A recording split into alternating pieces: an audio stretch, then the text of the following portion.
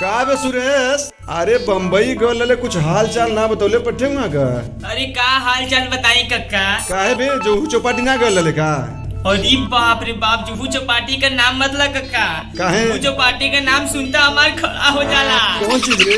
अरे कक्का रोआ खड़ा हो जाला। काहे? डर के मारे। अरे ऐसन का बात है रे? अरे कक्का ऐसन घटना हमरे संगे घट गइल बा ना। अरे बाप रे, तो बताओ तन क्या। अरे बाप रे का बताई कक्का, ला अच्छा सुना।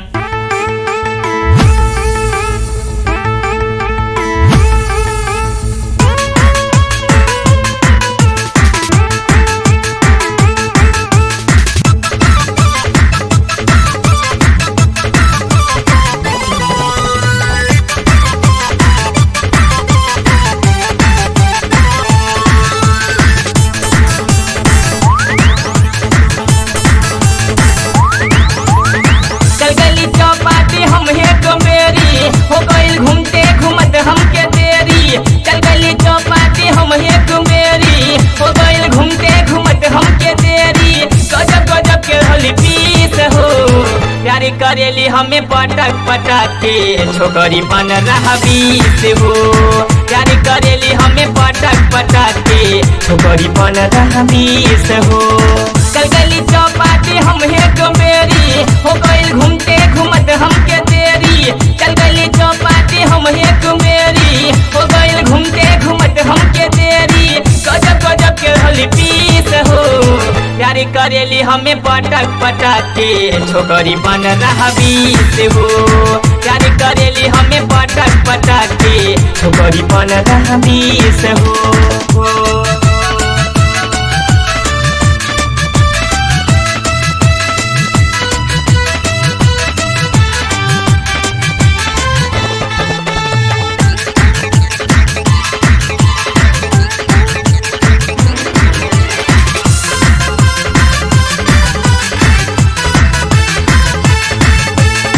हमका देखते ऊ निकाले जिभिया है कहे कविता हो।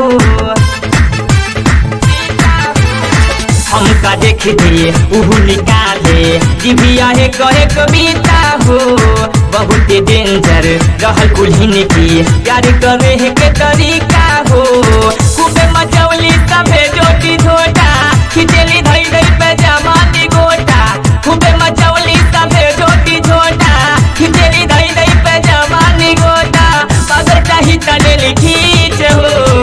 और करेली हमें पटक पटक के छोकरी बन रहा बीस हो। और करेली हमें पटक पटक के छोकरी बन रहा बीस हो।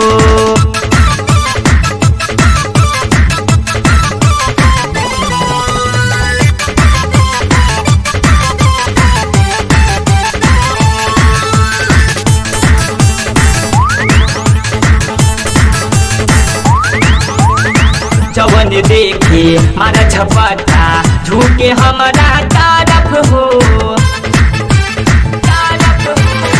जवन देखे मारा झपटा झूके हमारा तारफ हो। हमारी देहिया चाहते जैसे होके मलाई बरफ हो। चाहिले भागल मोजब्बे झटक के रेता पे गिर चला हमके झटक के।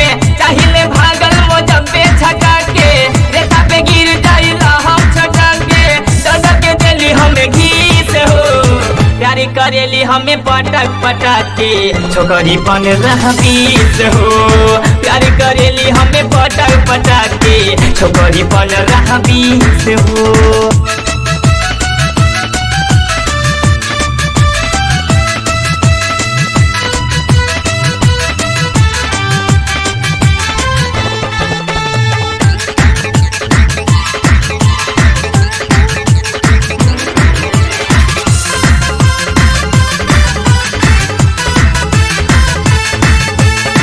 कौनो खींची झाड़ी में था कौनो महंगा कार में।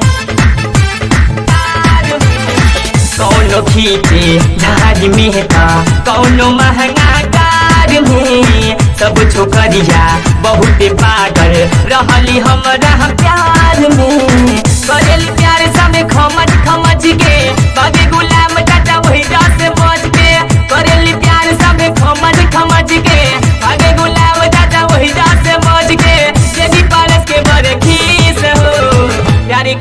हमें पटक पटक के छोकरी बन रहा बीस हो। प्यार करेली हमें पटक पटक के छोकरी बन रहा बीस हो।